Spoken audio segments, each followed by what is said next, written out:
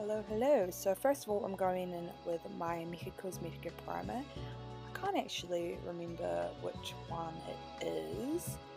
I will find out and I'll put a little text box in, but it's really good and I absolutely love it.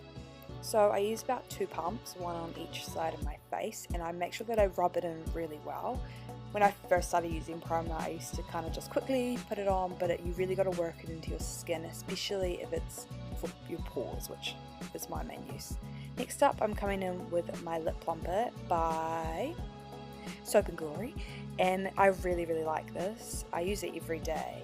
I wouldn't say it's got amazing results in terms of plumping up my lips, but it is an overall good lipstick and it smells great.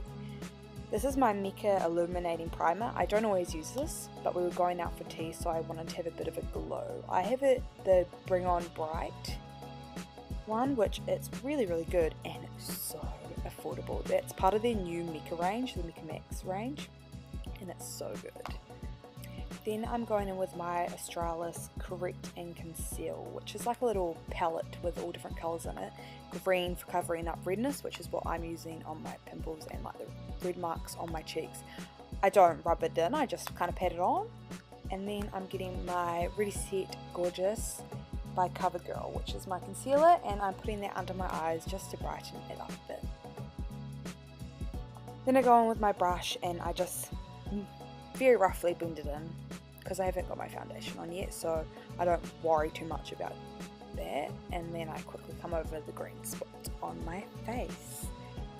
Now I'm getting my BH Cosmetics Modern Neutrals eyeshadow palette. This is a great palette, especially for beginners. It has a lovely range of colours, and I am going for a pink look this evening as we were going out for dinner.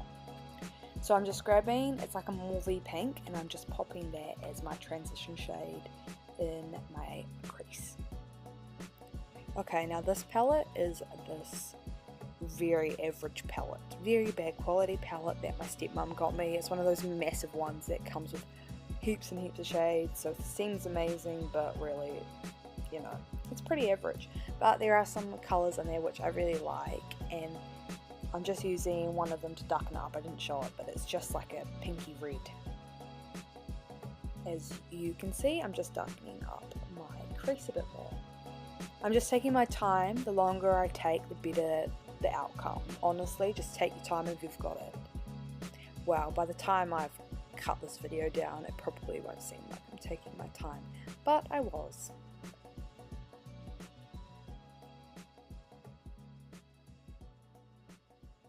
It's always good to hold another mirror, just in your hand, so you can get those angles and look down so your eyelids aren't creasing up all the time. Next up, I'm getting my Jeffree Star Androgyny palette, my absolute favourite palette that I own. And then I'm going in with the shade Fetish, which is a reddish, it's got pink undertones I'd say, and it's got a little bit of sparkle to it. Love this colour, and again, just darkening up. I don't usually use this palette on its own. I like to just take one colour, for example, like I'm doing tonight, and then I use it along with other colours from another palette. This palette's great because it comes with a range of colours. I highly suggest that you just take your time with it, because it is very pigmented, and so you just want to tap very lightly. You'll see. I just tap very lightly. I'm going in with the shade Androgyny, which is a lovely purple colour, deep purple, and I'm just putting that under my eyelid, but then I use my buffer brush that I've used with the Fetish colour, and I'm blending that out. That way I get like a reddish purple colour. I'm wanting it to come quite far down, because I'm wanting to go for a really pinky, smoky look, so I'm buffing that right out. I am making this up as I go along, honestly. I know that I want a pink look, but I'm just making it up. Now I'm going in with my Chi Chi eyeshadows, metallic foil eyeshadows. Love these. So I've got the shades Pink, Nude and Spice. I started off with the Spice colour, and I'm just popping that on my outer lid. So this is a dark pink, and I pat it on with my finger. So I'm just popping that on my outer half of my eyelid, and I'm blending kind of into the center, and then I'm grabbing pink nude and doing that on the inner corner of my eyelid, and just blending them two together where they meet in the middle. These can take a while to work with. I quite often find myself having to go back and touching up, and it's quite difficult with the brush. They don't really apply properly, so I would definitely recommend just using your finger. I'm then just going back in with that fetish colour and darkening up. It got a bit messy with the metallic eyeshadow, so I just wanted to go back over that crease. Here I'm going back in with that mauvey tone that I started off with, and I'm just blending that in the inner corner of my eye. I'm just retouching up the purple under my eye, making it a little bit more bright. Oh yeah, oh yeah.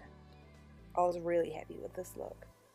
Now I am going in with my foundation, which is also from the Mika Max range. I am in love with this foundation. It is so affordable, and I got the shade I've got matches when I've got a bit of a tan on. So yeah, I've got a bit of a tan on. But my face does not have tan on it, so it does look a bit dark, but it does match the rest of my body. So I start with one pump for my whole entire face, and I blend that in. And then this is what I always do, and then I go in with a second layer. So the thing with this foundation is that one layer is a nice natural look, but to get that full coverage, I recommend going in with the second layer. But this foundation is nice, it doesn't look cakey at all, it's super easy to blend. I love it. Finally, I have found a foundation that suits my skin type. I also own the Too Faced Born This Way foundation that matches me when I do not have a fake tan on. Although I have to say I'm not really a massive fan of that foundation. I think it's just my skin type, to be honest, but because I saw rave reviews about it, so that's why I bought it, and it was quite expensive, but I will not be buying that again. I will be buying this foundation in a lighter shade. But I'm going to use it until it runs out, because it works, it's just not that great for me. So now I'm going in with my Makeup Revolution Ultra Contour palette, which had gold writing on the top, but it's all rubbed off. I mixed two shades together, and again, it's just take your time. You don't want to get these harsh lines on your face, so I definitely recommend just taking your time and also finding a brush shape that fits your face. Excuse the ugly faces. So I then put that in my temples and then up on my forehead. Yep, I'm just singing along. Oh, and also just down the sides of my nose, just a little bit, just to shape up my nose a bit more. I then grab my Mika Max, of course, Mika Max, love the range.